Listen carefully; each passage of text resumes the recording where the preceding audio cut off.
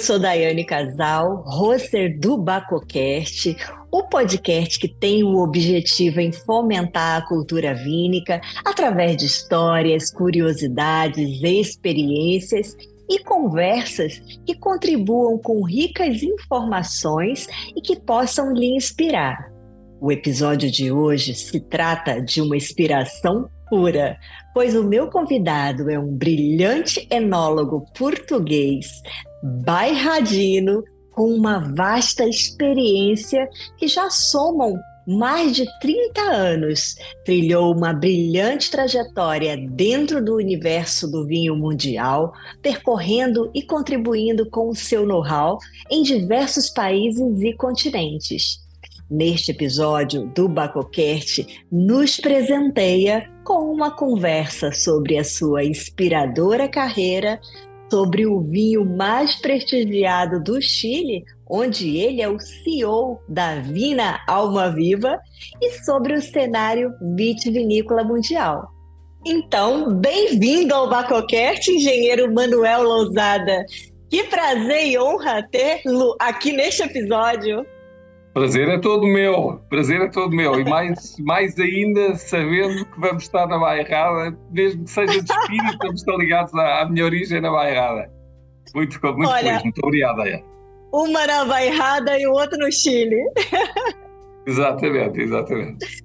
Engenheiro, antes de iniciar, queria falar aqui que eu separei 3 tópicos para a gente seguir uma linha aqui na nossa conversa, até para que os ouvintes e quem estiver vendo o vídeo também possa ter uma ideia por onde a gente vai transitar aqui, que é sobre a sua inspiradora trajetória no universo do vinho, lindíssima história e que inspira, sobre o vinho mais prestigiado do Chile, o Alma Viva, ao qual o senhor é o CEO da empresa, e também sobre os vinhos chilenos, e sobre um cenário vitivinícola mundial, que eu adoro esse tema, falar de vinhos do mundo, adoro. Vamos começar assim. O objetivo desse quadro do Bacocast, que eu começo esse ano fazendo, é inspirar. Então, selecionei alguns nomes muito importantes do universo do vinho, que gentilmente me cederam aqui algum tempo do seu precioso tempo para inspirar. Então, com a sua brilhante trajetória dentro do cenário vitivinícola mundial, não poderia ser diferente e o senhor está aqui por isso. Como um bairradino percorreu tantas milhas dentro de vinhedos, de adegas, cruzando oceanos, passando por empresas prestigiadas e chegando a se tornar o CEO da Vina Alma Viva, o vinho mais prestigioso do Chile. Por gentileza, faça só um pequeno resumo, porque a trajetória é grande. A trajetória é grande e eu vou tentar fazer o mais rápido possível, mas há momentos na minha vida que eu gostaria pelo menos que ficassem, que efetivamente foram fundamentais na minha carreira. A primeira, e penso que o mais importante, é o meu amor pelo vinho. E o meu amor pelo vinho nasce graças a um grande mestre que eu tive na minha vida, que foi o meu avô, o Sr. Adelino José Dias Vigário, que durante muito tempo liderou as Caves Messias. Portanto, a minha família, por parte da minha mãe, somos proprietários das Caves Messias, ou uma das partes dos acionistas das Caves Messias. E foi o meu avô que desde pequenino, quer dizer, quando os outros meninos, aos 4, 5 anos, andavam a brincar a jogar futebol, ele deixava-me um bocadinho de espumante da bairrada aí na taça e me dizia: "Oh, Manuel, queres provar?" E o pequenino lá ia provando. E desde então, atenção, o meu avô tinha uma frase que para mim sempre foi uma das partes mais importantes da minha vida, que era que o vinho era parte da nossa cultura e, portanto, devia ser parte da nossa educação. Eu penso que hoje em dia é um dos grandes pontos na nossa, nesta, digamos assim, neste questionamento que nós temos hoje no panorama mundial do vinho, mas não me quero antecipar, atenção. Vamos falar neles. Vamos falar neles com certeza. Então, pronto, eu tive a oportunidade de provar muito bons vinhos, vinhos de diferentes partes, obviamente. Talvez o primeiro, lembro perfeitamente, o primeiro vinho que provei foi um espumante, um bocadinho assim pouquinho, mas que ficou logo na memória. E ainda hoje, quando aproximamos a data da vindima, ainda fico com a pele de galinha, quando se começa a aproximar a data, foi aí onde nasceu a minha paixão. Foi a provar esses pouquinhos vinhos de diferentes partes. Também acho que uma das grandes virtudes do mundo do vinho é a diversidade. e portanto, pronto, é como a música, uma pessoa não ouve só um instrumento, não ouve só um artista, normalmente tem uma diversidade. No caso do mundo do vinho, para mim é um dos grandes exemplos também a seguir, é essa possibilidade de descobrimento, a possibilidade de descobrir novas zonas, descobrir, pronto, isso também foi parte da minha carreira e também foi o meu avô que me fez provar vinhos de diferentes partes. Bem, depois, por questões da vida, não é? Acabei por estudar para a Espanha aos 13 anos, onde estudei até aos 24, e estudei agronomia, e depois regressei a Portugal, e digamos assim, que a primeira fase da minha vida era mais ou menos aos 23, 24 anos, a preparar para trabalhar na empresa de família. Bem, eu estudei aquilo e é o que eu digo exatamente aos meus filhos, atenção, eu tenho a sorte de ter escolhido aquilo que eu queria estudar, e aquilo que eu queria estudar era a paixão da minha vida, portanto, muitas das coisas que se foram-se dando naturalmente, portanto, foram acompanhando essa paixão de estar perto da terra, de estar perto do sol, de tocar, de sentir a umidade do sol, de sentir a vinha, de ver como ela cresce, o desenvolvimento de cada ano, portanto, todo chegar à aproximação da data da vindima, os trabalhos que nós fazemos de preparação da vinha, da uva, para chegar ao momento da colheita, depois a vinificação, que também é fantástico, portanto, essa transformação enorme de sumo de uva, do mosto, essa transformação incrível em vinho. Incrível. E depois, pronto, o investimento, e de alguma forma, eu sempre pensei que o vinho, muitas pessoas falam de uma obra de arte, estou um bocadinho reservado, sou tímido nesse aspecto em pensar assim, mas penso sinceramente que é um dos exercícios para mim. Eu canto pessimamente, não sei tocar nenhum instrumento musical, pinto pior ainda. Para mim o exercício, a forma de expressar a minha criatividade é através do vinho, portanto é imaginar como vai estar o vinho dentro de 10 anos numa garrafa, e tomar todas as decisões, pensar em todos os passos pelos que deve passar para chegar desde a vinha, atenção, desde o solo. E temos uma coisa mais interessante ainda, que o mundo do vinho, portanto, o vinho é um ser vivo. Não é como pintar e pronto, ficou feita a obra e tem pouca evolução, digamos assim, no tempo. Está sempre se transformando. Exatamente, no nosso caso o vinho vai evolucionando. E muitas vezes os caminhos são diferentes. Felizmente, no meu caso, os diferentes desafios que fui tendo, os vinhos saíram melhores daquilo que eu esperava. Mas, em alguns casos, não é tão assim. Isso é outra coisa. Bem, voltando então, depois voltei à bairrada, tive outro grande mestre, que já conversámos em algum momento, já trocámos impressões em algum momento, que foi o engenheiro Dias Cardoso, que eu tive na Estação Vitivinícola da Bairrada há 4 anos, onde fazíamos tudo, pronto, tínhamos todas as oportunidades para aproveitar e consolidar, digamos assim, na universidade. A minha universidade, pelo menos na minha época, atenção, tenho 55 anos, na minha época dava muitos elementos desde o ponto de vista teórico, devíamos ter aproveitar esses primeiros anos de trabalho para os consolidar com aprendizagem prática. E então tive muita oportunidade, os 4 anos que estive na Estação Vitivinícola da Bairrada, junto ao engenheiro Dias Cardoso, também fui crescendo e fomos aprendendo, digamos assim, com os ensaios, com as vinificações, com dar aulas, com tudo bem, fazíamos um bocadinho de todo. Foi uma época muito interessante e muito divertida. Para acelerar um bocadinho, só vamos estar aqui toda a manhã e não a quero aprender, pronto. Depois surgiu uma oportunidade de entrar para uma empresa de luxo, até era engraçado, num anúncio no jornal dizia procura-se diretor de produção para uma empresa de luxo. Eu pronto, mandei o currículo e falei, qual era a empresa de luxo? E, efetivamente, é a maior empresa de luxo do mundo, que é a Louis Vuitton Moet Hennessy, que tem grandes champanhes como a Moët & Chandon, Dom Pérignon, Krug, etc, etc. E eu entrei para a Rosés, em Portugal, uma empresa de vinho do Porto. Também já tinha tido uma experiência nas Caves Messias em 96, no Douro, onde já tinha feito vinho do Porto. E então, esses 2 primeiros anos, digamos assim, na Rosés, abriram-me, digamos assim, pronto, uma das razões pelas que eu queria ir para trabalhar ou aprender fora da empresa familiar é também para trazer novas ideias. Porque eu penso que nós portugueses temos esse bichinho de procurar as coisas por fora, e muito embora somos muito caseiros, não é? Não podemos esquecer que há uns séculos atrás decidimos sair por aí fora, o mundo, e encontrar novos caminhos. Portanto, eu penso que devia ter algo no meu ADN, devia haver um bocadinho dessa vontade de experiência. Fui para a Rosés durante 2 anos. A Rosés acabou por ser vendida, portanto, por uma questão estratégica do Grupo LVMH, e aí convidaram para ir para a Argentina. Eu para a Argentina? Então, mas o que é que eu vou fazer para a Argentina? A primeira filial da Moët & Chandon fora de França foi a Chandon da Argentina, foi fundada em 1959 e ainda hoje em dia é a maior empresa. Pronto. É a maior, hoje em dia ainda é de segunda ou terceira grande empresa. 1959. 1959. E então, no meio disto tudo, eu entro para a Chandon e perguntei-me o que é que eu vou fazer. Não, vai ser o enólogo dos espumantes. E eu disse, mas não sou só uma coisa, quer dizer, fazer vinho do Porto é naquela direção, não é? E fazer espumantes é exatamente na oposta. Quer dizer, eu tive um pouco de experiência a fazer espumantes na estação vitivinícola, durante Mas é um 4 anos. é um bairradino. Sou bairradino, mas não sou da região de Champagne, digamos assim, pronto. Mas enfim, experiência tive. E acabei, fui para a Chandon Argentina. A Chandon Argentina, por cima, foi muito engraçado. Eu disse à minha mulher, olha, nós vamos 2 ou 3 anos para a Argentina, estivemos 10. Comecei por fazer os espumantes na Argentina.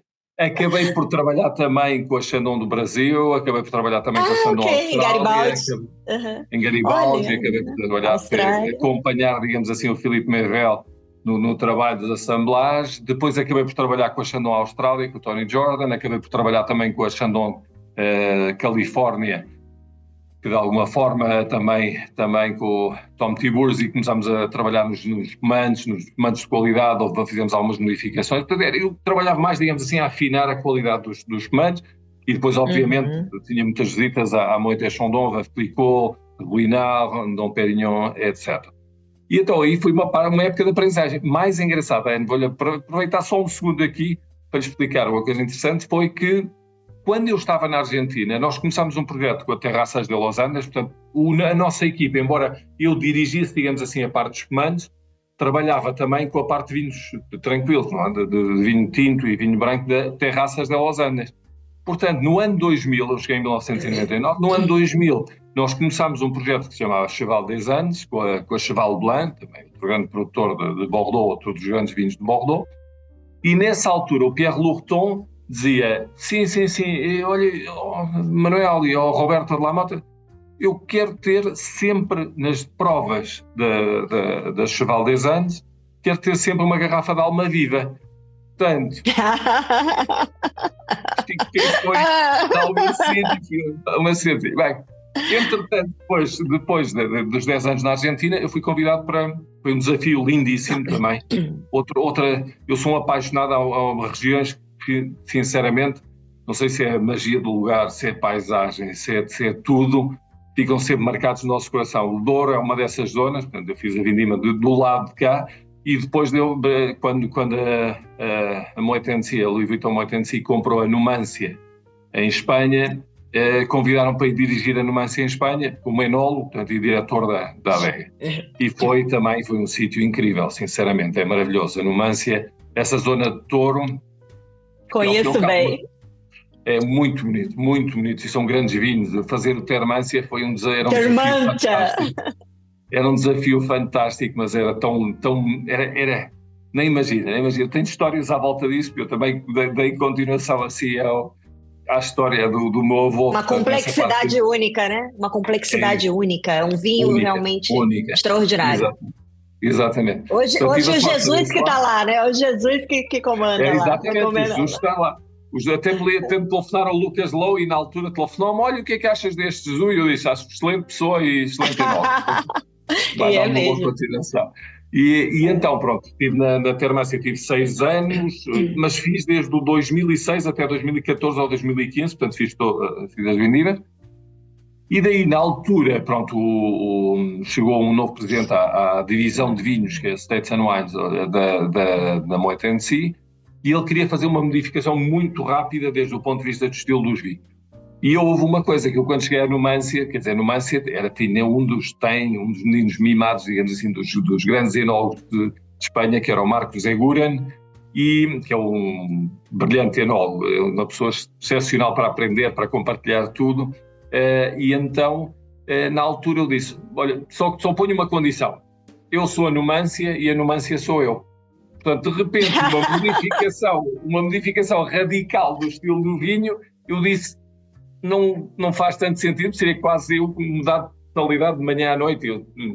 Veja lá, eu não sou muito tímido, não sei se dá para reparar, mas da outra forma seria mudar completamente de personalidade. Disse, pronto, eu dou um passo ao lado, eu saí nas melhores condições possíveis. A única coisa que eu pedi foi uma caixa de cada um dos Numancia e Termancia que tinha feito. Era o mínimo. E depois acabei por ir para outro grupo, para começar a trabalhar, a formar um grupo onde estive 4 anos, que tinha uma adega em Espanha, que se chama Pago de Arinzano, que é uma adega muito bonita, foi construída pela família Chivite, quase na fronteira, digamos assim, entre Navarra e o País Basco. Para mim é a melhor zona. Navarra, mais que o País Basco, Navarra é a zona da Rioja.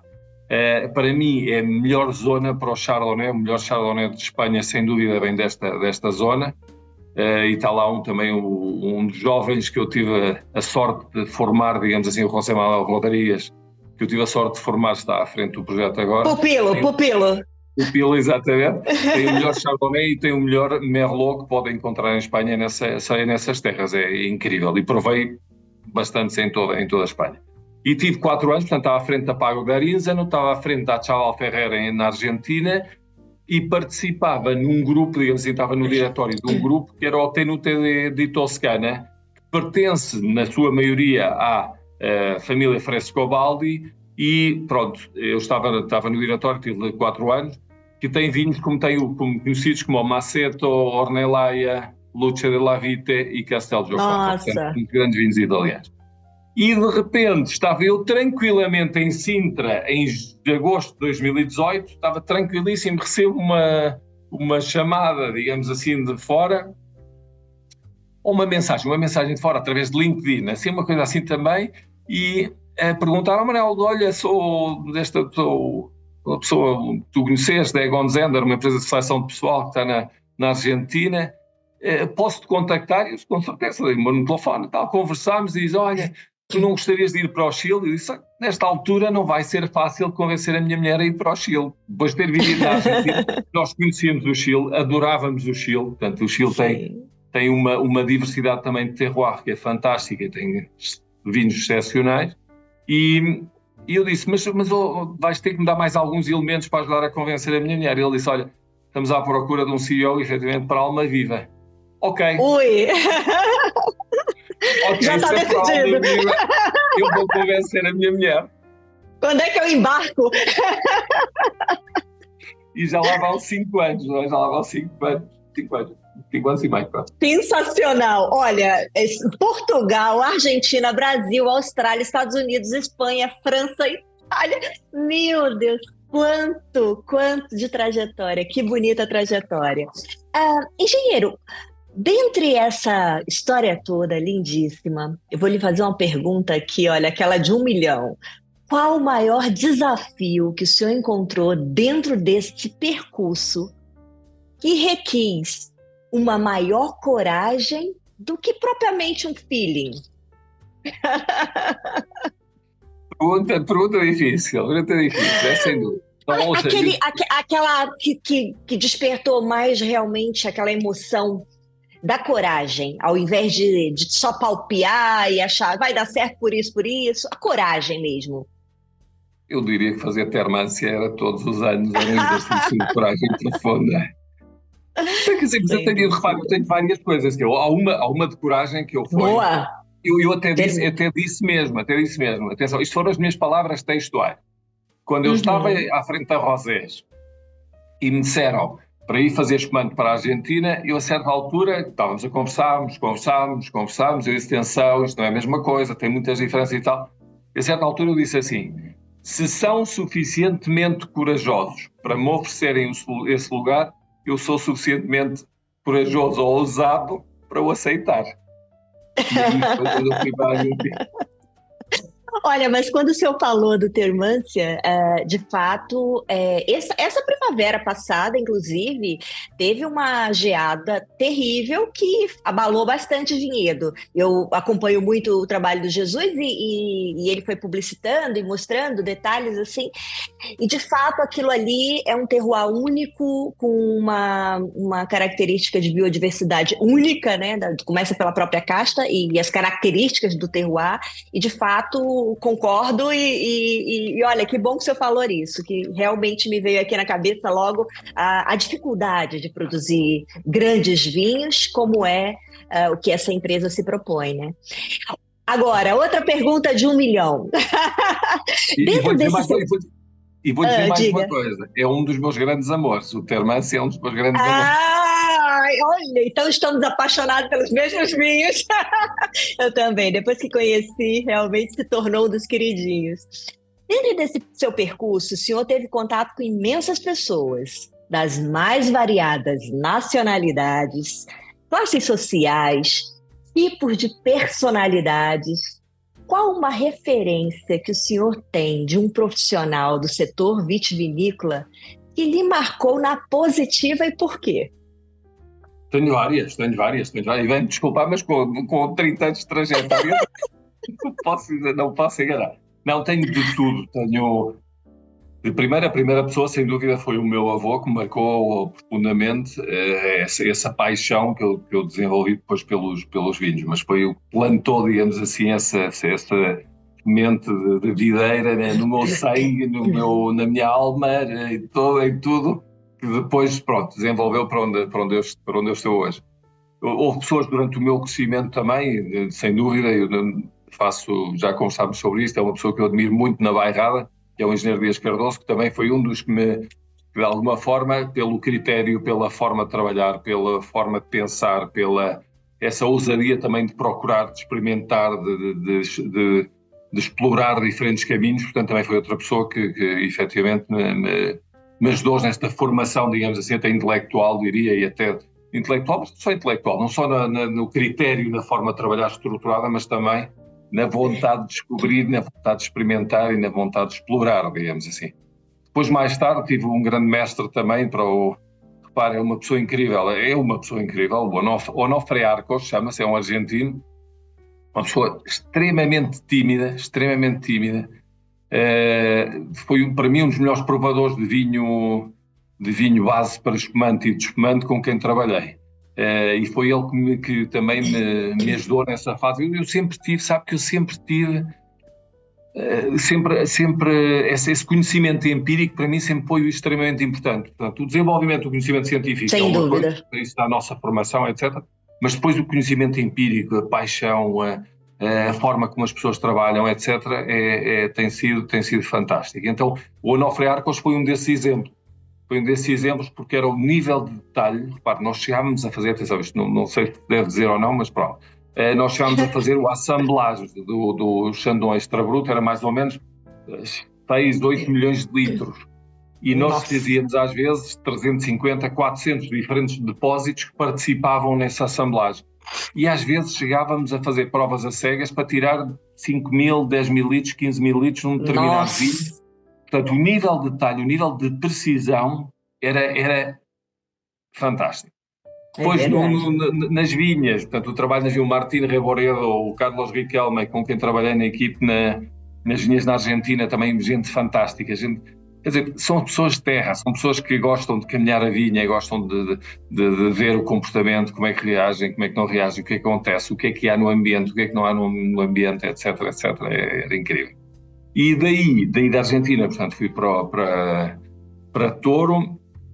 Em Toro, pronto, o Marcos Aguren, que é uma pessoa com muito conhecimento da região, e o conhecimento que eu fui desenvolvendo também com uma pessoa, este jovem que eu estava, que agora já ele pode-me dizer que já não é tão jovem, mas o José Manuel Rodrigues, com quem explorávamos, imagino o que era, nós tínhamos que visitar, portanto, uma das grandes diferenças na região do Toro é que tem uma janela, digamos assim, um período para determinar a data de vindima de 2 ou 3 dias.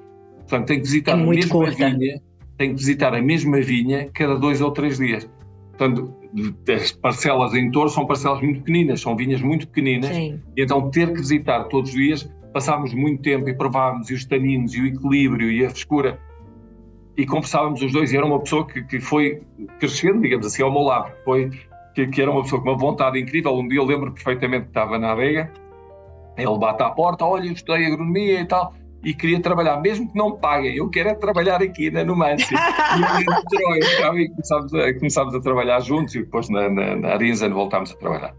Depois também já há pessoas mais, digamos assim, com mais reconhecimento, sem dúvida. O Tony Jordan, na Austrália, que era para além de um excelente degustador, profundo conhecedor dos vinhos, o Tony foi uma das pessoas, ele faleceu há uns anos atrás, ele foi uma das pessoas que começou, digamos assim, ou pioneiras na hora da criação das escolas de enologia na Austrália.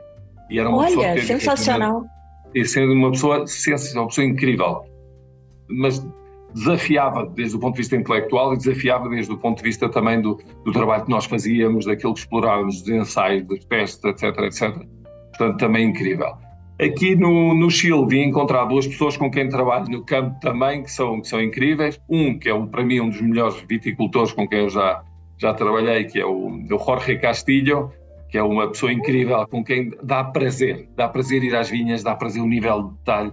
Nós temos uma vinha de Carmenère. A Carmenère é exuberante, digamos assim, gosta de crescer, gosta de ter o seu crescimento, gosta de se desenvolver, E chegar a um vinhedo de Carmenère e que esteja tudo perfeitamente alinhado, perfeitamente impecável, os casos perfeitamente distribuídos, para conseguir, porque a Carmenère, repara, a Carmenère também talvez ainda seja uma variedade que não é tão conhecida, porque foi o que aconteceu com o Malbec aqui há 20 anos atrás, na Argentina, que o Malbec era muito maduro, era muito pesado, era muito intenso. E depois, com a procura, digamos assim, a diferentes alturas, conseguiu-se um Malbec mais fino, mais delicado, mais fresco. E então eu penso que a Carmenère está precisamente nesse caminho também digamos assim, de exploração, e o Carmenère que nós utilizamos no Almavida é um Carmenère que tem uma elegância, Vamos já falar dele.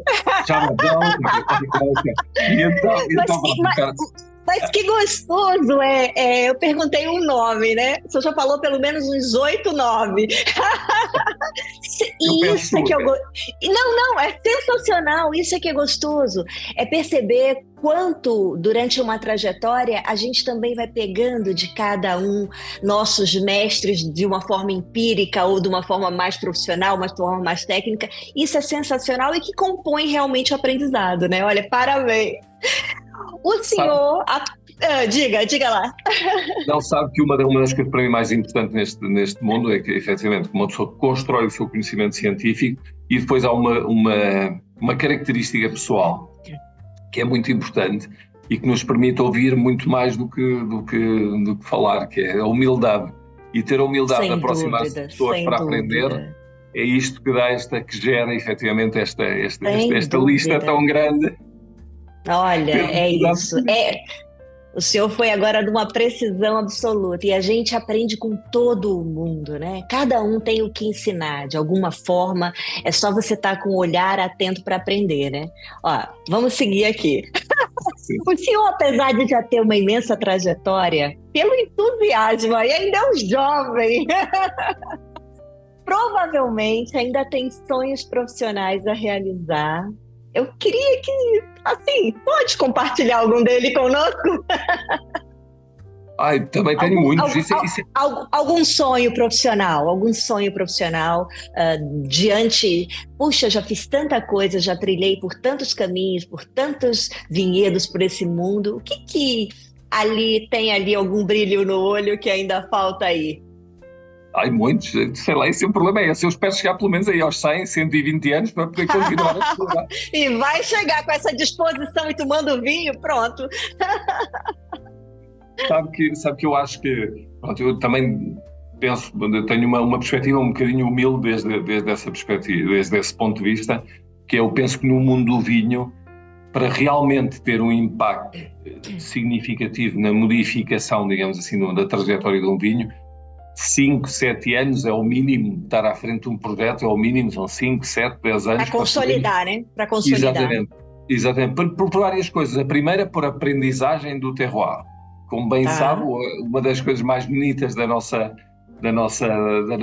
atividade é que o terroir cada ano se comporta de forma diferente, não é? As condições climáticas são diferentes cada ano. Podem ser mais próximas, menos próximas. Eu, por exemplo, agora aqui no Chile, uma das coisas que eu gosto muito de explicar é que é um pouco diferente na Europa, no sentido é que na Europa nós temos condições macroclimáticas que modificam completamente a expressão das vindimas de cada ano, de cada colheita, digamos assim. Enquanto que aqui no Chile, na Argentina é a mesma coisa, talvez na Austrália, em algumas zonas da Austrália, mesmo nos Estados Unidos, é que são condições microclimáticas, portanto, condições específicas em determinados momentos que modificam completamente a expressão de cada ano. Cada safra. Exatamente. E então, por exemplo, nós no ano 2021, nós começámos a provar os vinhos e dizíamos, o nível de fruta é incrível. E qual foi essa condição que modificou totalmente? Ou essas duas, na realidade foram duas. Foi uma chuva no fim do Pintor, portanto, no fim do mês de janeiro. Atenção, nós estamos no hemisfério sul, por isso é que no fim do mês de janeiro que alguém pode pensar, mas este homem está louco e tal, a vinha está a dormir, está tranquilíssimo. Bem, e a segunda foi uma temperatura promédio de 1 grau, quer dizer, temperatura média mais baixa, fez uma modificação completa da expressão desse ano. Mas tudo isto para dizer que, efetivamente, então, nós temos um período de 5, 7, 10 anos de aprendizagem, de interação, da técnica de vinificação, de modificação, de ajustar um bocadinho por aqui e por ali para chegar à expressão que nós pretendemos no vinho que temos. Portanto, o que é que quer dizer? Eu tenho 55 anos, portanto, se eu chegar até aos 100, ainda me faltam pelo menos 4 ou 5 experiências pelo caminho. Então, há várias zonas que gostava.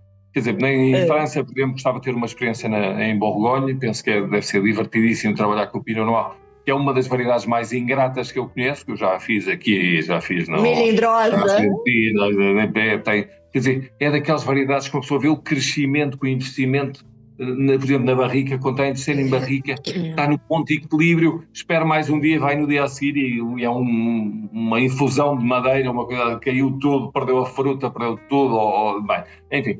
Essa é uma das zonas que gostava. Borgonha, Bordeaux também gostava muito. Penso que há muito mais de aprendizagem, não só de aprendizagem, mas também de pensar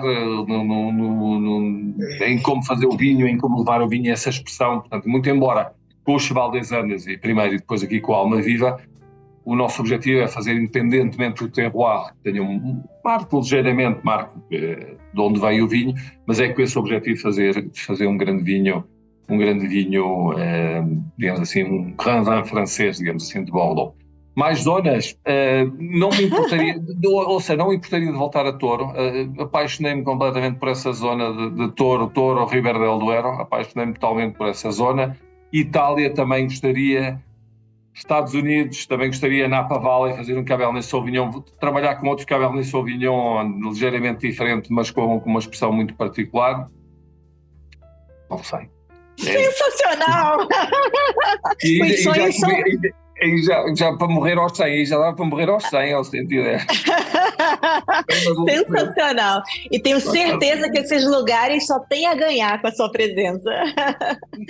Olha, para a gente finalizar o tópico aqui da sua trajetória, tem uma pergunta que eu gostaria de lhe fazer por pura curiosidade.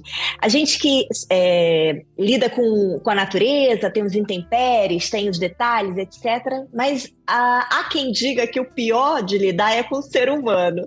E a pergunta que fica é, já com essa sua vasta experiência de países do Novo Mundo e do Velho Mundo, se o senhor percebeu alguma diferença em lidar com pessoas, dentro do contexto do vinho, claro, do setor, de países do Novo Mundo e de países do Velho Mundo? Houve alguma visão diferente da sua forma de ver sobre as pessoas, sobre o lidar com as pessoas?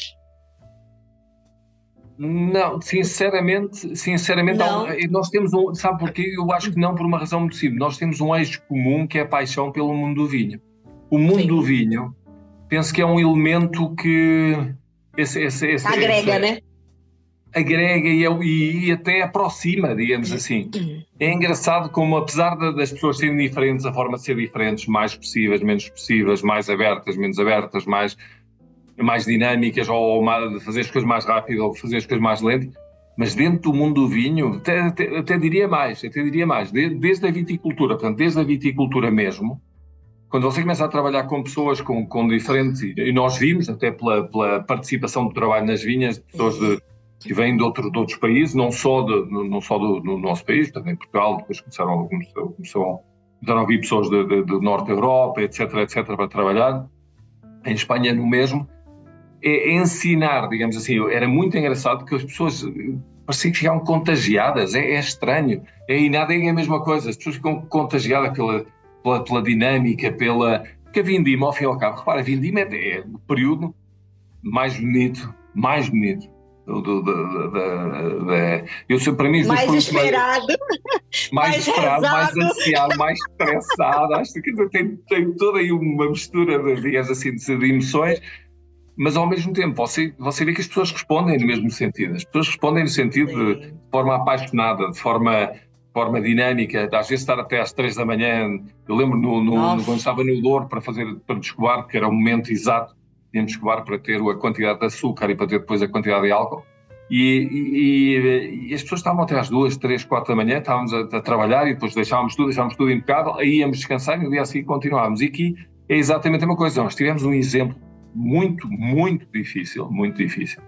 Foi quando foi a pandemia no ano 2020, portanto eu cheguei em 2019, em 2020, quando chegámos, que efetivamente nós conversávamos com as pessoas e dizíamos, bem, é muito possível que tenhamos que fazer a vindima, é muito possível não, quer dizer, nós começámos a vindima 6 dias antes que foi declarada a pandemia. Como podemos trabalhar nós para proteger, como podemos organizar, digamos assim, porque nós falámos com a nossa equipe e dizíamos, ouçam, há este risco, pode acontecer isto, e a resposta das pessoas, não, nós não podemos deixar de fazer a vindima. Não pode deixar de fazer a vindima.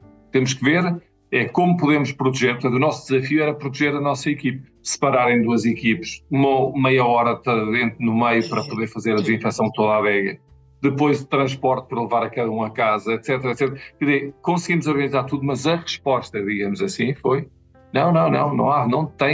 não tem jeito nenhum que deixemos fazer a vindima. Eu penso que o 2020 tem uma energia especial, tem uma, não sei, há qualquer coisa de coração, de emoção que foi dado de vontade, né? Exatamente. Determinação mesmo. Tem energia, é uma bebida com muita energia. Sensacional. Olha, agora vamos adentrar um bloco aqui de perguntas, que eu acho que essa é a curiosidade também de muita gente, sobre o Alma Viva, e vamos falar um pouquinho do Chile também. Então, já que o senhor está há 5 anos aí na Alma Viva como CEO, na sua avaliação, com relação ao mercado, quais foram os fatores que levaram o vinho a se tornar o mais prestigiado do Chile? Diga lá. Diga logo o segredo aqui. É difícil, no mundo do vinho é difícil ter segredos. O que é importante, para mim, é ter coerência, ter visão de longo prazo, não comprometer com decisões que podem ser mais fáceis hoje para poder alcançar um objetivo que se deve alcançar quando haja conhecimento da marca, e são pelo menos 10, 15, 20 anos, pelo menos, conhecimento do vinho. O que é que eu quero dizer com isto? O Alma Viva nasce depois de uma série de conversas, afinal o primeiro em 1996. Nasce como é engraçado, como uma continuação, quase como uma continuação de um sonho, mas eu vou explicar um bocadinho. A família Rothschild, uma parte da família Rothschild, em 1853, compra a Mouton Rothschild.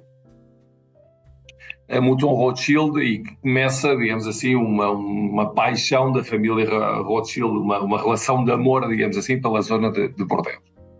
Quando chega o Barão Philippe de Rothschild, que foi extremamente importante, porque foi a primeira pessoa que determinou que não queria que saísse uma garrafa de vinho da Chateau Mouton Rothschild que não tivesse a sua etiqueta. Portanto, lembre-se, na altura, a partir do século XVI, mais ou menos, cria-se a Place de Bordeaux. A Place de Bordeaux, digamos assim, que eram os negociantes que compravam vinho de diferentes produtores, às vezes juntavam, às vezes envelheciam e vendiam para os mercados nos quais estavam presentes, que era o mercado inglês, que era o mercado alemão, etc., etc., mercados russos, etc., por toda a Europa.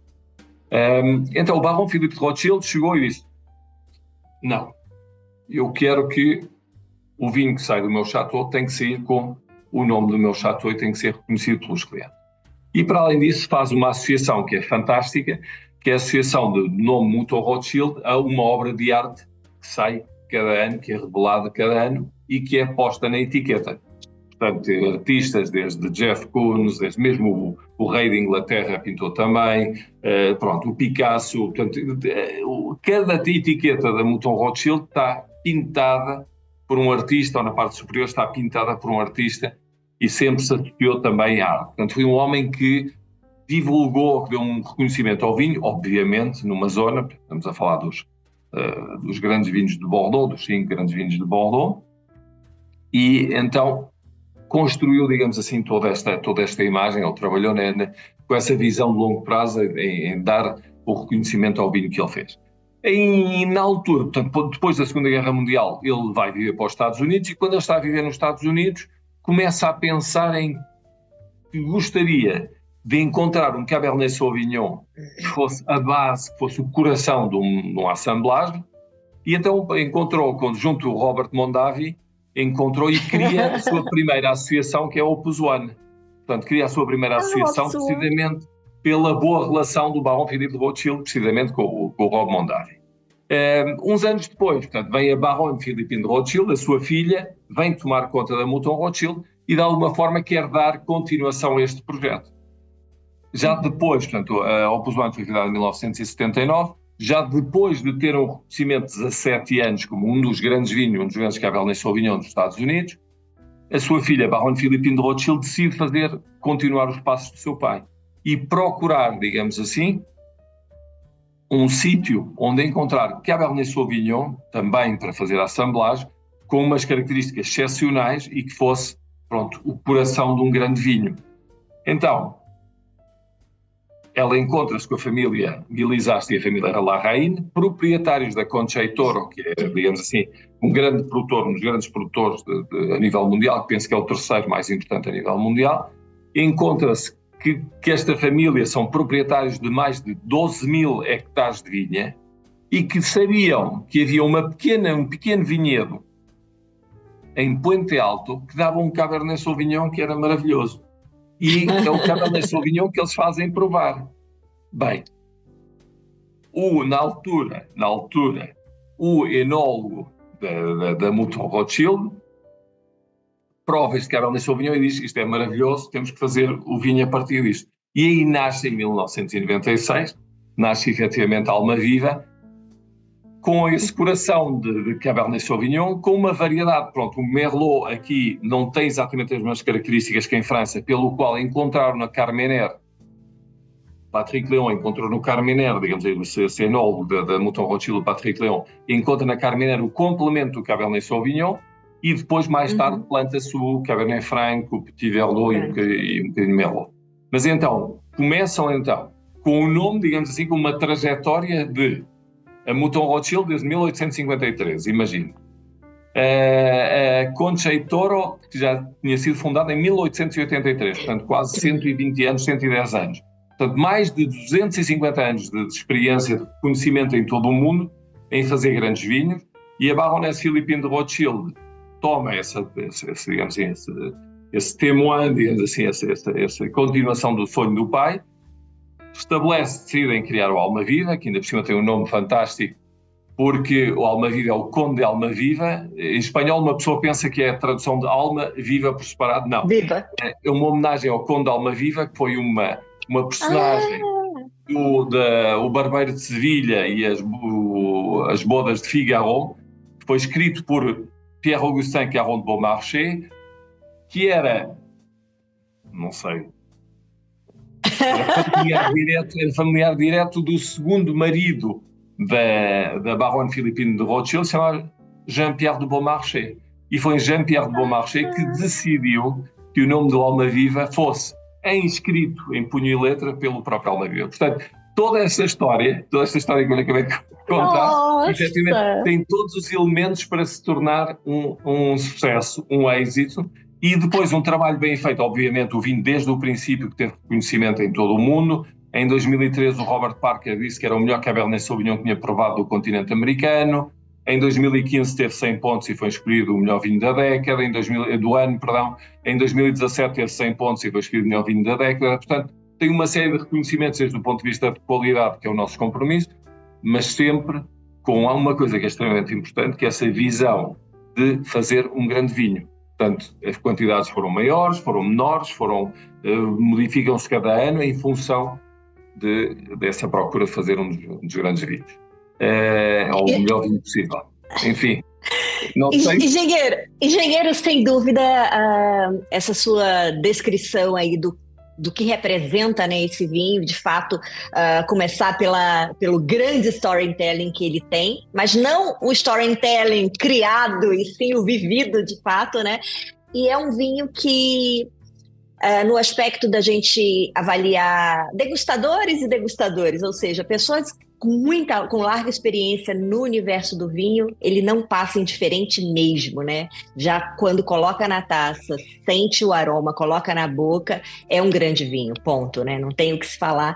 Eu acho que esse é talvez o resultado mais, o que toca mais e o que faz elevar ainda mais, e isso é falado, né? Isso é transmitido, né? Para todo lado no mundo, né?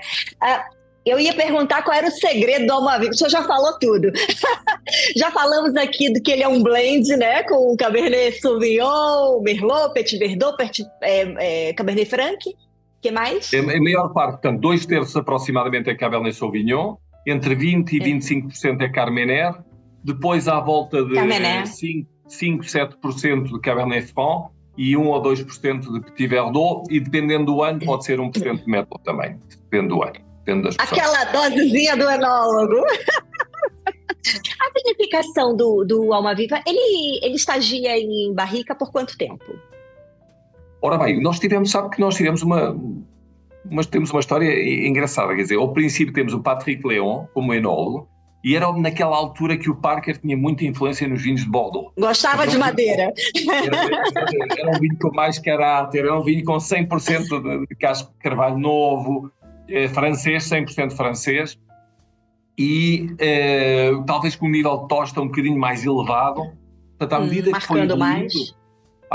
que foi evoluindo, o nosso segundo enólogo foi o Todd Mosterol, começou a diminuir um bocadinho na tosta, portanto, para uma tosta média mais ou menos, começar a incorporar um bocadinho de casco de segunda utilização. E hoje em dia, depois o Michel Friou, que chegou em 2007, o Michel Friou, que era a outra pessoa que eu admiro profundamente aqui no Chile, porque é um homem que faz um trabalho com um nível de metódico até a última consequência, digamos assim. E o Michel Friou... Detalhista. Detalhista. E hoje em dia o Michel, nós quando trabalhamos, quando fazemos as provas para o assemblage, não lhe vou dizer, à volta de 70-75% máximo de casco de novo, portanto, de casco de carvalho francês novo, o resto é de segunda utilização, e depois, dependendo muito, quer dizer, anda eu diria entre 18 até 20 meses, mais ou menos, depende do ano. 20 meses no máximo. E vai provando, né? Com certeza, não há uma receita, eu não diria que há uma receita, quer dizer, talvez o mínimo seja estes 18 meses, mas não 17, 18 meses, depende do ano. Não há uma regra porque repare, a interação do vinho com a barrica também é completamente diferente em função da composição final do vinho, quer dizer, se tem um pouquinho mais de álcool, um pouquinho mais de extração, se tem, quer dizer, e é muito importante esse seguimento, esse acompanhamento todos os meses para ver que efetivamente está evoluindo na direção correspondente e tomar a decisão quando chega o momento, não tem... A única coisa que eu diria que fazemos diferente, ou que fazemos de alguma forma diferente, um dos segredos, digamos assim, da Almaviva, é que nós acabamos a vindima, a colheita, digamos assim, a fins de abril, normalmente acabamos a fermentação malolática fins de julho, e em agosto, portanto, há uma primeira passagem muito curta por barrica nova, que pode ser de 2 meses, 3 meses, mas em agosto já estamos a trabalhar no assemblage final. E depois o assemblage final volta já todo, uma vez feito o assemblage final... Loteado, né? Exatamente. Integrado. O comportamento assim é mais uniforme, é mais utilizado, é muito utilizado em Bordeaux. A Mouton faz exatamente a mesma coisa, os grandes Chateaux de Bordeaux fazem isso, para que efetivamente o investimento seja mais uniforme, não haja tantas diferenças. Muito embora há quem prefira outra técnica, quem prefira investimento por separado, e ao momento faz sua assemblagem, integram-se os elementos 2 ou 3 meses e daí passa a garrafa. Nós preferimos que efetivamente o investimento seja mais prolongado em conjunto. Engenheiro, após engarrafar, decidido, está pronto, engarrafa, vocês têm o hábito de deixar em cárvio algum tempo, aquele período de estabilização? Mínimo 6 meses, mais o tempo que demora a chegar ao mercado. Quer dizer, entre o enchimento e o momento em que chega ao mercado, estamos a falar de 1 ano, mínimo. Sensacional. Matéria-prima irrepreensível, vinificação de alto nível de excelência, um trabalho de marketing fantástico pelo mundo. É o resultado aí desse grande vinho, uma equipe coesa, né? Trabalhando em função de elevar ainda mais, né, a qualidade do vinho, e isso é sensacional. Agora me diga, qual o tamanho da área de vinhedo que abastece o Almaviva? Muito amor. Muito amor. A vinha hoje em dia nós temos à volta de 65 hectares em produção. Temos à volta de 100 hectares no total, mas só 65 é que estão em produção, porque depois vamos arrancando, vamos plantando, portanto, em produção para o nível da Almaviva são à volta de 65 hectares. Em média, que idade esse vinhedo tem? Ora bem, média, porque eu sei que vai tirando, vai. Outro segredo, Daiane estava a puxar muito segredo, atenção. Metade, portanto, da superfície, que é o que eu diria o coração da Almaviva, é um Cabernet Sauvignon que foi plantado em 1978. Sem ser enxertado, portanto, pied franc. Portanto, esse é uma joia. Você não imagina. Peço desculpa, estou a ficar com os pelos em pé, mas provar essa uva e pensar que eu daqui a 2 meses, 2 meses e meio, já vamos estar a provar essa uva, já estou a ficar com... Olha que eu posso bater aí na porta. com esse marketing todo. Mas, engenheiro, a média de produção de garrafa, claro, pode variar, das safras, é quanto do Almaviva por safra? Quanto é? A média de mais produção ou menos, é muito importante também. Nós temos uma forma de trabalhar que é muito particular, que se chama, os franceses chamam o conceito Chateau. O que é o conceito Chateau? É um vinhedo, é uma equipe, é uma vinícola dedicada a fazer um Grand Vin. Portanto, o Michel Frio, a minha equipe e eu também, todas as manhãs nós acordamos fazer o máximo possível da Almaviva. E depois, quer dizer, não é a estrutura tradicional que é quase piramidal, digamos assim, dos vinhos, que é quanto mais barato é o vinho, maior é a quantidade. Não, o nosso é ao contrário. Portanto, nós podemos fazer uma garrafa mais de Almaviva e fizer menos de Apu, que é o nosso segundo vinho. Esse é o nosso objetivo. Portanto, da Almaviva, dependendo do ano, vai de 120, 150 mil máximo garrafas. Anos excepcionais, podemos ir um pouquinho mais, mas são anos excepcionais. Não fazemos mais. E de Apu fazemos à volta de 50, 60 mil garrafas. Ok. E qual o principal mercado do Almaviva que ele está presente hoje? Qual o principal cliente, mercado? Eu diria que ainda hoje o nosso mercado mais importante continua a ser a Ásia. Ásia, joia. Exatamente. Mas repara, atenção, é muito engraçado pronto, essa situação mundial, nós estamos numa situação, sem querer entrar no último tópico, mas de alguma forma a situação global está muito complexa. Mudou muito. Mudou muito e então, por exemplo, este ano o mercado que cresceu excepcionalmente foi o Brasil. O Brasil é um mercado que felizmente, graças ao trabalho do Michel, que leva 17 anos indo todos os anos apresentar o vinho, no momento do lançamento e tudo, um mercado que cresceu muito foi o Brasil. Portanto, efetivamente, a Ásia continua a ser um mercado importante. O continente americano tem crescido, especialmente graças ao Brasil, e depois, o continente europeu são os 3 mais importantes. Ok. E o senhor acha que a Ásia, e no caso o mercado premium do Brasil, valorizam e pagam esse vinho em virtude do quê? Porque vinhos bons, a gente não comparando, que claro, cada vinho é um vinho, mas o senhor acredita que muito mais é pela própria presença da empresa no mercado batendo nas portas? Acha que esse detalhe em especial faz com que haja ali um trabalho de valorização maior também?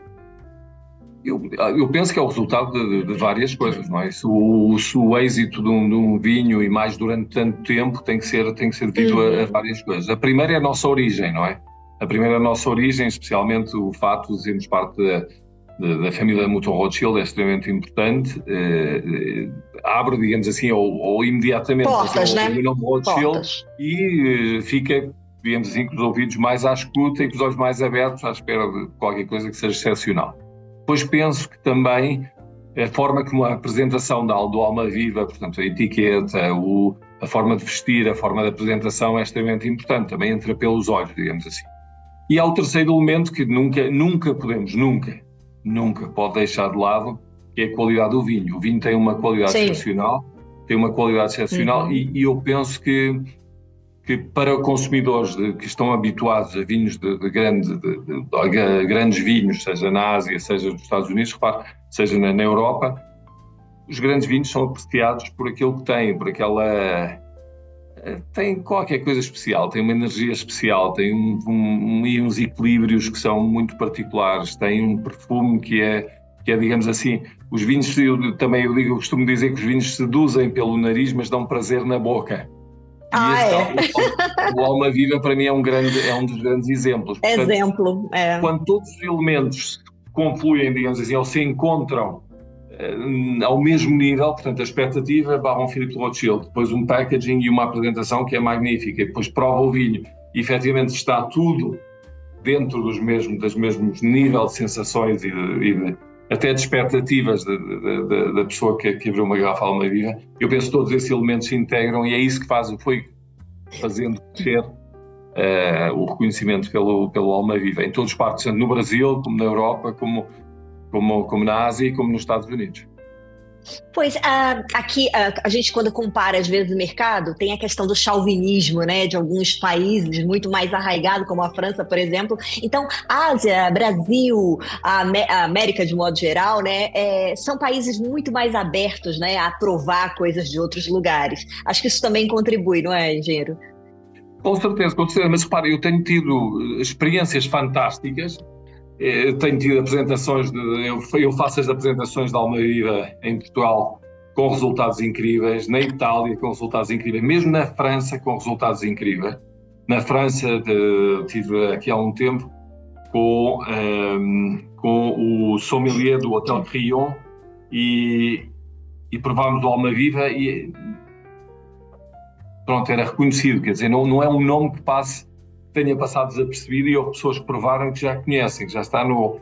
Portanto, todos estes elementos, este reconhecimento, não só nos países que estão à procura também, não só de vinhos, digamos assim, mais tradicionais, mas também abertos a descobrir outros vinhos. Penso que também na Europa, em Portugal, em França, etc., também é interessante começar a descobrir outras origens dentro desta procura que eu comparava com a música. A música às vezes aparece em um sítio completamente diferente e é a vontade de descobrir que leva a provar. E efetivamente tem-se boas experiências também. E provar coisa boa é sempre gostoso, né? E aí a gente paga mesmo, né? Paga por coisa boa. Mas, engenheiro, continuando aqui, o senhor está numa pátria que eu também me apaixonei pelo Chile. Acho que é uma pátria com uma riqueza de biodiversidade, de terroirs vínicos sensacional, né? Que tem uma capacidade de produzir não só muitas castas diferentes, por ter terroirs diferentes, assim como estilos de vinhos diferentes também, devido a essas condições muito peculiares, né? Às vezes tão próximo e tão distante de diferenças, né? É impressionante. Agora a pergunta é polêmica. Cabernet Sauvignon ou Carmener? Depois desse discurso. Nós encontramos a solução, juntos. Juntos, pois! A melhor. Mas, engenheiro, engraçado que andando pelo Chile, já visitei tanto produtor no Chile, eu sou encantada por essa pátria. Pude ver, claro, que uma quantidade de produção de castas francesas muito maior, mas também já alguma coisa de italiana por ali pelo meio. Vi até uma casta que teoricamente é mais exótica, que é a Traminer, sendo produzida lá no Vale do Colchagua. Achei super curioso, dentre vermentino, enfim, tantas coisas. Mas o Chile levou a bandeira, fincou a bandeira no mundo com a palavra Carmener, né? E quando a gente se depara com a pátria, quando se depara com os vinhos, o volume, a produção, a qualidade do Cabernet Sauvignon é inigualável, né? É sensacional. Então, a polêmica que eu brinquei usando esse termo, entre Cabernet Sauvignon e Carmener, vamos falar para um público aqui, ao modo do senhor ver, quais as diferenças entre as duas castas e o senhor já me deu a resposta da questão de unir, né? De blendar e já criar esse assemblagem que aí resolve o problema. Mas quais as principais características das castas e dos seus vinhos? Desses dois, em especial dessas duas castas tão importantes para o Chile? Uma pela ser a bandeira carregada e a outra por ser a realidade. É verdade, é verdade. Vai-me permitir só voltar um bocadinho para trás. Qual é o meu, digamos assim, uma das grandes paixões que eu tenho pelo meu país, por Portugal? Portugal tem aproximadamente, penso que são 450 a 500 km de norte a sul e à volta de 200 km de média. Leste a oeste. Sim, sim. O Chile, e aí, portanto, dentro de Portugal, graças à topografia, graças às diferentes montanhas, tem efetivamente diferentes expressões, desde o Rio Douro, tem o Minho, mais próximo da costa, tem depois a zona do Dão, tem a zona da Bairrada, tem a zona mais próxima de Lisboa, Ribatejo, tem o sul, o Alentejo, em função destas características. Agora imagine um país que seja 150 km de este a oeste e à volta de 5.000 km de norte a sul. Exatamente. Um bocadinho mais feio. E também com topografias muito marcadas. Portanto, tem a Cordilheira da Costa e tem a Cordilheira dos Andes, que marcam completamente as diferentes expressões dos diferentes vales que tem no Chile. Portanto, para mim, um dos grandes descobrimentos, e talvez ainda uma das coisas divertidas para fazer, que eu ainda infelizmente não tenho tido, primeiro com a pandemia, depois com as viagens, tenho pouco tempo de descobrir efetivamente essa diversidade de climas que nós temos no Chile. E tanto é assim que até a variedade emblemática, embora, atenção, acabam-se de celebrar, penso que foi fins do ano passado, exatamente, não há tanto tempo, celebrou-se o aniversário 30 do reconhecimento do Carmener como diferente, variedade diferente. Quer dizer, o Carmener estava misturado com o Merlot, apesar de que as condições, desde o ponto de vista fisiológico da vinha, desde o ponto de vista ciclo vegetativo, etc., fossem completamente diferentes, o Carmener estava misturado com os vinhedos de Merlot. Bem, então começa-se um processo, que eu penso que é extremamente importante, de reconhecimento também da expressão do Carmener. Um bocadinho como o que aconteceu na Argentina nos últimos 20 anos, está a acontecer com o Carmener. Com o Malbec na Argentina, está a acontecer aqui com o Carmener. Porquê? Porque nós conhecíamos dois extremos do Carmener. Ou o Carmener verde, que é próximo do Cabernet Sauvignon. Sem a maturação. Tem muitas pirazinas, é muita pirazina, é muito vegetal, é muito pimento verde. Não é precisamente, desde o meu ponto de vista, não é um vinho que eu gostava muito de consumir. Ou tinha outro extremo que era muito maduro. E o Carmener, quando fica muito maduro, é muito concentrado. Mas às vezes também é um bocadinho como o Zinfandel, um bocadinho que o Syrah fica um pouco pesado na boca. Então temos estes dois extremos. Nós agora, em função da zona de plantação, não é? Com vinhas de 20, 25, 30 anos, estamos à procura de um Carmener mais fresco, de um Carmener desde o ponto de vista aromático. Atenção, eu descrevo o Carmener e as pessoas olham para mim assim com cara meio da extraterrestre, mas pronto, não tenho problema nenhum, já tenho 55 anos, já posso dizer as asneiras e acho confiante. Então, para mim é engraçado, quando o Carmener, há uma zona aqui muito perto de Santiago, à volta de uma hora de Santiago, ao sul, que se chama Pelmo, que é onde se faz, por exemplo, um Carmener famoso, que é o Carmín de Pelmo, que é da Concha y Toro, por exemplo. E então, é um Carmener que quando perde o seu caráter vegetal, digamos assim, desagradável, eu não sei se experimentou alguma vez cortar uma melancia. Sabe a sensação quando põe a faca a cortar a melancia e corta a parte verde, tem uma nota de verde fresco? Sim. De vegetal fresco. E depois quando corta e abre a melancia vem todo o cheiro da fruta. As frutas, né? Uhum. Exatamente, mas a primeira impressão é essa nota ligeiramente vegetal, mas depois ao abrir vem todos os frutos vermelhos. Bem, eu associo muito, desde o ponto de vista expressivo, ao Carmener com esse caráter de fruto vermelho muito intenso. Como groselha, esse aroma de melancia, portanto tem um aroma muito intenso. Portanto, frutas vermelhas. Depois tem essa nota ligeiramente vegetal, mas é um vegetal fresco, que até envelhece lindamente na garrafa, quer dizer, guarda uma frescura. Faz lembrar um bocadinho alguns vinhos italianos, tem essa nota um bocadinho de cristal fresco no nariz, mas que são aqueles vinhos que envelhecem lindamente. Pronto, dá um bocadinho desse caráter. E depois na boca, o Carmenère é extremamente, como é que eu ia dizer? Atenção, não queria usar uma palavra pouco apropriada, mas é muito saboroso. Portanto, tem uma secosidade natural, pelas características que tem, essas notas de fruta doce, e depois tem uma construção, uma densidade em metade de boca, tem um gras, como chamam os franceses, portanto, uma espécie de uma gordura, digamos assim, em metade de boca, e depois tem um tanino muito fino. Quando está na sua maturação perfeita, tem um tanino muito fino. Por isso é que o Carmenère, e por isso é que eu dizia juntos na brincadeira, porque vai complementar perfeitamente a estrutura, o esqueleto que dá o Cabernet Sauvignon. O Cabernet Sauvignon tem notas de frutos do cassis, de framboesa, de amora, essas notas entre fruto vermelho e fruto mais escuro, não é? Quase preto. E depois com notas de especiarias de pimenta não tão vegetal, atenção, está num bom momento de maturação, porque sabe que o Cabernet Sauvignon, quando é vindimado demasiado cedo, também tem essa nota. Também tem pirazina. Mas pronto. Mas quando está num bom momento de maturação, dá estas notas.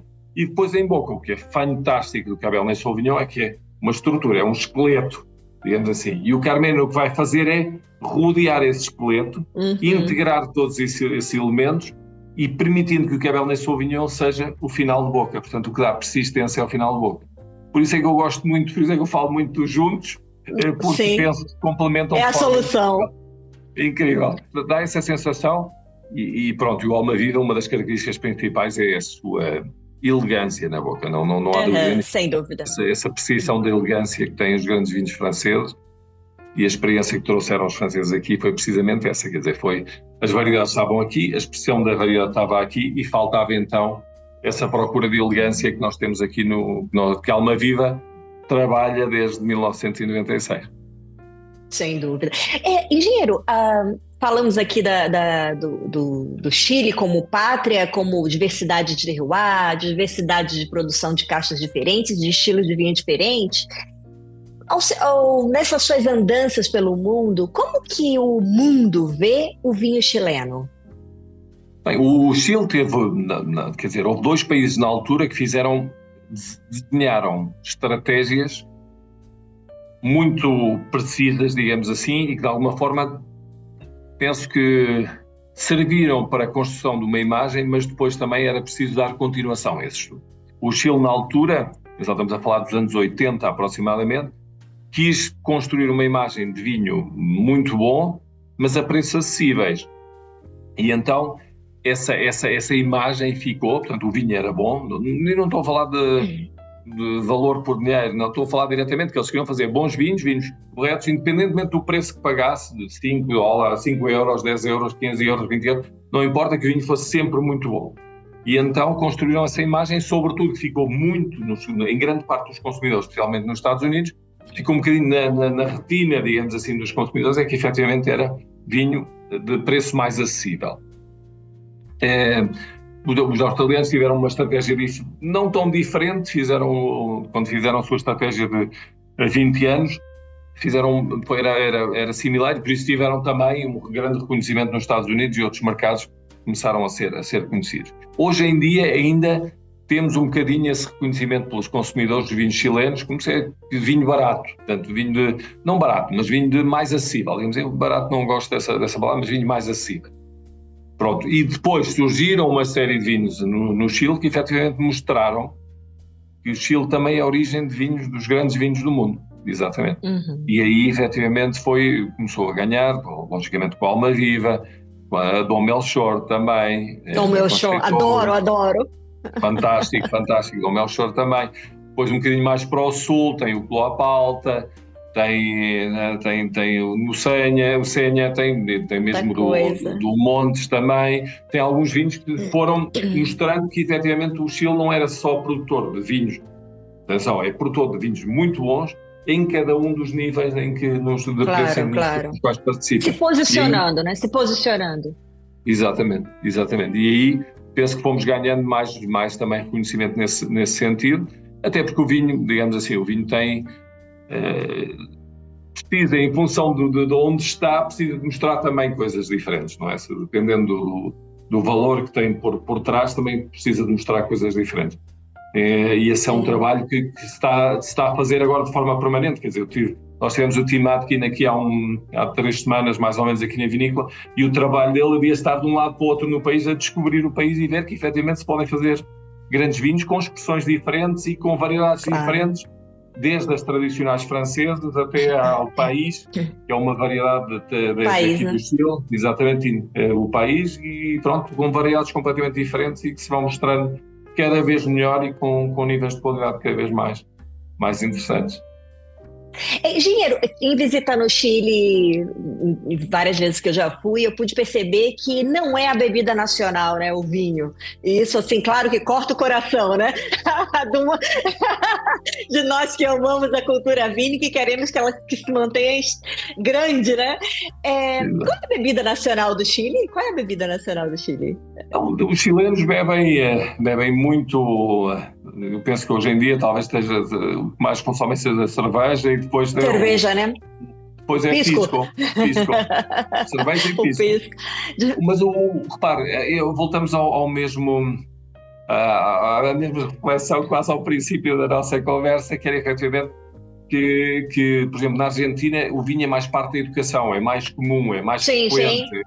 Ali então, sim, é a bebida nacional, né? Exatamente, portanto é assim e mesmo tem-se, atenção, isto é um bocadinho polémico aquilo que eu vou dizer, mas penso que é fundamental promover o consumo do vinho, mas consumo do vinho moderado, o consumo de vinho educado, digamos assim.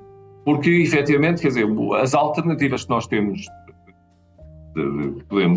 com que podemos acompanhar uma refeição, quer dizer, a dieta, o French Paradox aqui há 30 anos atrás e a dieta mediterrânea tem mostrado século tras século que efetivamente o consumo de vinho moderado, estamos a falar 1 copo, 2 copos máximos na refeição, tem um efeito positivo sobre a nossa saúde. Quer dizer, não é nenhuma brincadeira e não é nada, não estou a descobrir nada novo, atenção, não estou a descobrir nada novo. É fundamental essa parte de educação e dessa parte de educação é fundamental saber que pronto, como todos os excessos, quer dizer, se comer só proteínas animais ao pequeno almoço e jantar também vai ter problemas de saúde. Se consumir qualquer coisa, só hidratos de carbono, também vai ter problemas de saúde. Portanto, tem que ser dentro de uma dieta equilibrada, que foi uma das grandes aprendizagens que temos da nossa dieta mediterrânea, e falo de Portugal, Espanha, Itália, França, que tocamos aí Grécia, etc., que tocamos aí o Mediterrâneo, temos a sorte de ter muito bons ingredientes, excepcionais ingredientes também é muito importante. Portanto, eu lembro-me na altura, um dos exercícios mais divertidos que eu fazia com os meus filhos era cheirar a comida. Quer dizer, sim, é um belo exercício.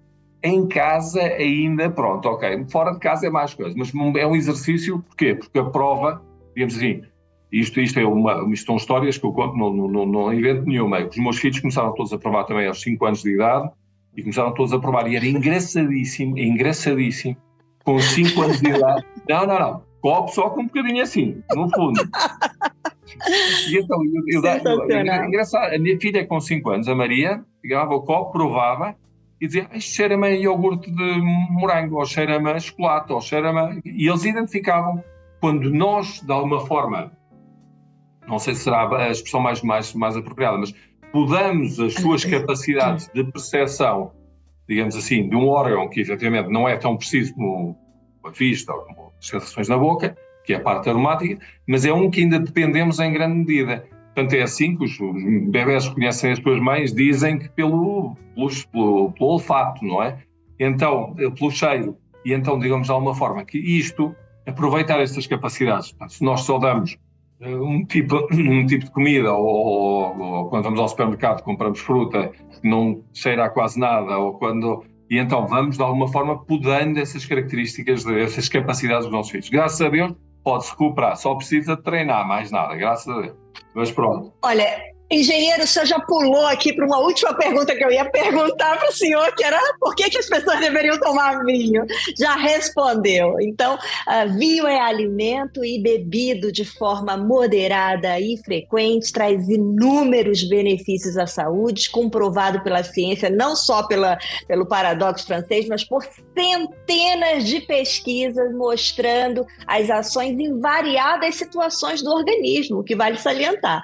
E aí o senhor deu um exemplo de casa, né, com as crianças e tudo, me lembrei de um livro que eu li, que eu adoro citar, que é o Neuronology, que mostra que é um exercício, degustar um vinho é um dos exercícios mais fantásticos e que requer muito do cérebro de uma forma fenomenal, fazendo uma série de inputs, né, uma série de compilações ali de dados para poder se chegar a uma conclusão. Então, quando a criança de 5 anos disse, sabe a isso, sabe aquilo, me parece que é isso, é sensacional porque foi colocado para ela ali um belo de um exercício intelectual. Sem sombra de dúvida. Vamos retornar ao tema. Engenheiro, vamos já finalizar aqui, entrando no cenário vitivinícolas mundial. Engenheiro, os dados recentes mostram áreas de declínio da plantação da vitis, da produção de vinho e do consumo de vinho. Ao seu modo de ver, quais os fatores têm contribuído para esses números estarem sendo reduzidos de forma tão expressiva, sobretudo nesta última década que os números despencaram?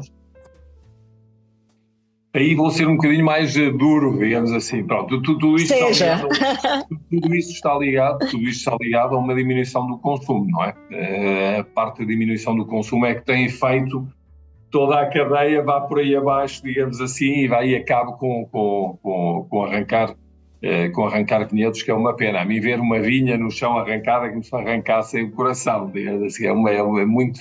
Sem dúvida. Repare, nós estamos num momento que é complexo. Ufa! Ufa! Que momento é esse histórico? Estamos num momento, não, mas é verdade, sobretudo para o consumo do vinho e até para a alimentação, digamos assim, estamos num momento muito, muito complexo. Complexo em que sentido? Em que até há falta de coerência, digamos assim, nas decisões que se tomam. Exato. A perseguição, e atenção, a palavra que é muito dura, a palavra que eu vou usar, mas não está longe. A perseguição do consumo de vinho nos últimos anos tem sido terrível. Tanto é assim que nem mesmo nós está-se a reproduzir uma situação que foi nos anos 80, 70, 80, em que efetivamente se falou, e daí vem o French, ou nasce o famoso French Paradox, e efetivamente está-se a repetir exatamente a mesma situação de perseguição, digamos assim, do consumo do vinho. Claro, o consumo do vinho está demonstrado, está mais que demonstrado, voltamos a atenção, é básico aquilo que eu digo, então, embora não vou me cansar de repetir, e a Daiane também já disse, não é? O consumo moderado do vinho efetivamente tem efeitos muito positivos na saúde. Na saúde em 2 pontos, não só fisicamente, mas também a saúde mental. Atenção, a saúde mental também é um momento, nesta altura, e mais nesta altura, depois da pandemia, depois de toda a problemática que houve à volta da pandemia, ter um momento de tranquilidade, ter um momento para beber um copo de vinho, ter um momento para conversa.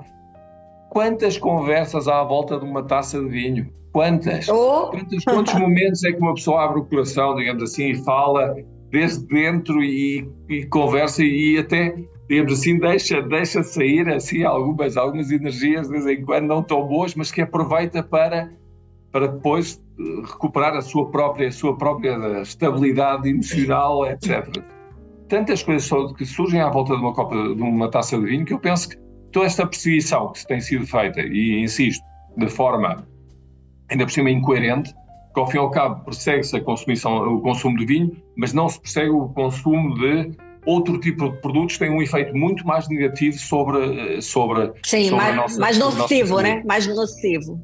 Muito mais nocivo do que o vinho. Então, para mim é triste ver esta situação, porque eu cresci à volta do mundo do vinho, cresci à volta de pessoas que bebiam o seu copo de vinho e que chegaram aos 95 anos, chegaram aos 100 anos, aos 98 anos, graças a beber o seu copo de vinho ao almoço e ao jantar, e felizmente tinham saúde de ferro pela dieta equilibrada. Hoje em dia temos uma perseguição, digamos assim, temos produtos muito mais nocivos que são permitidos e que, de alguma forma, até tentam substituir. Quer dizer, eu estava aqui há uns tempos a falar com um amigo meu que vive em Miami e dizia, olha, a minha vizinha antigamente abria uma garrafa de vinho e às vezes batia-me à porta e íamos as duas conversar para o terraço. Agora senta-se sozinha no terraço e fuma um cigarro da AX e pronto. E assim ela fica tranquila. Quer dizer, complicado. Até a parte social, digamos assim, à volta do vinho tem sido danificado. Extremamente importante voltar sobre a parte, eu penso que é muito importante voltar sobre a parte da educação, que o consumo seja um consumo educado, efetivamente, não tenho dúvida nenhuma que um consumo educado, um consumo moderado, um consumo que gere prazer e não excesso, digamos assim, que é fundamental não só para o consumidor também, mas também depois vai fazer, digamos assim, vai mudar esta dinâmica que estamos, ou este ciclo vicioso que temos hoje no mundo do vinho, que ao diminuir o consumo, diminui a produção, ao diminuir a produção vai levar a arrancar os vinhedos. Portanto, de alguma forma, seria encontrar um caminho dentro da Comunidade Económica Europeia, dentro dos diferentes países produtores de vinho, porque atenção, há muitos países produtores de vinhos que atacam a sua própria produção. A Comunidade Económica Europeia, infelizmente, são ávidos em fazer isso, são fantásticos em atacar os seus próprios produtos. São produtos que, ainda por cima, criam valor, digamos assim, não só para o país, mas também a quantidade de pessoas que a sua vida depende do mundo do vinho. Portanto, para mim, fundamental seria, efetivamente, orientar todos os esforços, desde o ponto de vista da indústria, obviamente, a fazer os melhores vinhos possíveis, desde o ponto de vista do consumo, recuperar o consumo, mas desde uma visão não tão agressiva ou não tão de perseguição, digamos assim, do mundo do vinho, como se fosse um álcool que efetivamente consumido em excesso e que a única coisa, digamos assim, há consumo de álcool que é para procurar estar contente e para procurar, ter um bocadinho mais de álcool no sangue, mas no caso do vinho, o consumo do vinho é para desfrutar, para além disso, é um momento extremo. E é alimento, né? É alimento. Repare, e a gastronomia, estamos aí também contra a nossa própria, outra grande tradição, que é a nossa própria gastronomia. Porque o vinho tem a virtude de, muitas vezes, ainda fazer melhor a nossa gastronomia. Sem dúvida, complementa, né? Complementa. Exatamente, portanto estamos a acabar com a nossa essência, não é? Com as nossas alegrias e com a nossa sensação. Engenheiro, o senhor fez uma observação aí da Comunidade Europeia e, de fato, é impressionante o que a gente tem visto. Parece ser, é inacreditável. Se um ET contasse para outro, assim, como é que pode, né? Mas, engenheiro, pensando aí em buscar um novo público, os jovens que ainda estão aí em treinamento, né, de entrar dentro de entender o que é a cultura e tudo. Qual é o comportamento do jovem que o senhor vê que a indústria possa tirar mais valia e poder fazer com que o jovem comece a estar com a tacinha de vinho na mão? O que é importante é, digamos assim, encontrar esse jovem que está à procura de uma nova experiência, não é? Com o mundo do vinho. E não importa o tipo de vinho com o qual chegar, ou o tipo de forma como chegar. Quer dizer, na altura, eu tinha... Agora está-se a ouvir falar muito, por exemplo, já na altura, em fevereiro do ano passado, nós começámos a provar vinhos sem álcool, por exemplo, ou vinho de baixa graduação alcoólica. E eu penso que pode ser uma forma para os jovens de começar também a entrar no mundo do vinho. Porque, ao fim e ao cabo, as alternativas, desde o ponto de vista de sejam saudáveis ou não tem muitas. Tem a cerveja, cerveja que é mais lineal, atenção, e a cerveja é um produto industrializado, exceto, digamos, em pequenos produtores que efetivamente têm uns sabores um bocadinho diferentes, mas vai ser muito industrializado. Desde o mundo do vinho, penso que tem uma série de elementos, não só da parte histórica, não só da parte, digamos assim, histórica no sentido da história, mas também da história à volta de cada um dos vinhos, do descobrimento também. Portanto, a parte de descobrimento, eu penso que os jovens hoje em dia não vão deixar de querer descobrir coisas novas. Penso que é um dos pontos que se pode aproveitar no consumo dos jovens, sobretudo mas repare, também vai muito, muito acompanhado da cultura dos diferentes países. Por exemplo, em Portugal, em Espanha, em França, os jovens têm tendência a querer descobrir, a não querer ficar com uns alimentos que são estes e que são quadrados e só se come disso. Não. tem vontade de provar coisas novas e tudo. Então, é aproveitar essa vontade de descobrimento, talvez com ofertas diferentes, com menos álcool, para como porta de entrada. Quer dizer, na altura, nós quando éramos um bocadinho mais jovens, talvez vinho assim de vez em quando era mais difícil. Mas quando víamos uma sangria, era uma coisa fantástica. Era uma forma de entrada ao mundo do vinho, quer dizer, coquetel à base de champanhe também são fantásticos. Então, tem muitas coisas, tem muitos elementos que eu penso que se tem que aproveitar. A primeira é, efetivamente, essa vontade de descobrimento do jovem. Sobretudo naqueles que têm culturas, desde o ponto de vista gastronómico, podem sobressair com a utilização ou com a presença de um vinho. Então é aproveitar isso, é aproveitar desde a educação, é aproveitar não tirar o vinho, não fazer uma lei de proibição, portanto, desde o ponto de vista da educação, contar o que é a história do vinho, mesmo na educação, e como foi acompanhando também a história do vinho. O vinho acompanhou todas as viagens que fizeram em todo o mundo, quer dizer, era a forma de sobreviver, era também, não se podia beber qualquer água. Eu lembro na altura, não sei se já ouviu falar, com certeza, o José Peñín, e dizia, na década dos 30 ou dos anos 20, o José Peñín tinha a Guia Peñín em Espanha, é um jornalista de vinhos conhecido, muito conhecido em Espanha, e então ele dizia, na década dos 20 ou dos anos 30, ninguém podia beber água, quer dizer, assim, não ia ao rio mais próximo de água porque morria diretamente. Contaminado. Os vinhos bebiam água com vinho, porquê? Porque o vinho, o álcool, matava a maior parte das bactérias. Sem dúvida. Bom, nós hoje em dia já não temos essa necessidade, mas temos a vontade de descobrimento. E eu penso que através dessa vontade de descobrimento, sobretudo os jovens, o voltar a ligar, o contar as histórias, digamos assim, à volta do mundo do vinho, também fazer descobrir que é um tesouro que nós temos. Eu penso que é uma parte cultural à volta do mundo do vinho que não se pode esconder. Não se pode esconder, eu penso que não se pode esconder. Não pode. Uma pergunta mais amena, engenheiro. Quantos países o senhor já visitou? Quantos países o senhor já visitou? Ai, não sei. Ui, tá bem. E o outro dia estava a ver uma coisa que os meus filhos devem ter visitado para uns 50, 70 países. Oi. 40, 50 países. Então cabe a minha pergunta. Dentre todos esses países, qual o senhor viu que está se posicionando com uma alavancagem, com ações fortes no mercado econômico com relação ao vinho? Positivas. Eu gosto muito. Um país que tem ação forte de alavancagem no setor econômico do vinho, qual é? Eu gosto muito daquilo que se está a fazer no Brasil. Gosto muito do que se está a fazer no Brasil. Okay. A parte de gastronomia, a parte de acompanhar. E o Brasil não é precisamente, sabe bem pela história, que não é precisamente, não era um grande consumidor de vinho, e, no entanto, sobretudo... Tem crescido, né? Tem crescido muito e muito bem, com critério. É engraçado como os brasileiros têm vontade de conhecer dos vinhos, quando têm vontade de viajar para conhecer regiões vitivinícolas, têm vontade... Eu penso que é um exemplo muito bonito, porque, pronto, enquanto brasileiros na Argentina, enquanto brasileiros aqui, enquanto brasileiros na Califórnia, com pessoas que vão fazer viagens para conhecer o mundo do vinho, pessoas que vão à França para conhecer o mundo do vinho, quer dizer, é muito engraçado, penso que é muito positivo o que têm feito. Internamente, talvez, há uma parte, digamos assim, mais difícil, que é a parte das taxas e essas coisas todas, mas pronto, mas é outra parte. Mas desde o ponto de vista do consumidor... Essa taxa é horrível! Mas desde o ponto de vista do consumidor é entusiasmante ver essa vontade de descobrir. Entusiasmante.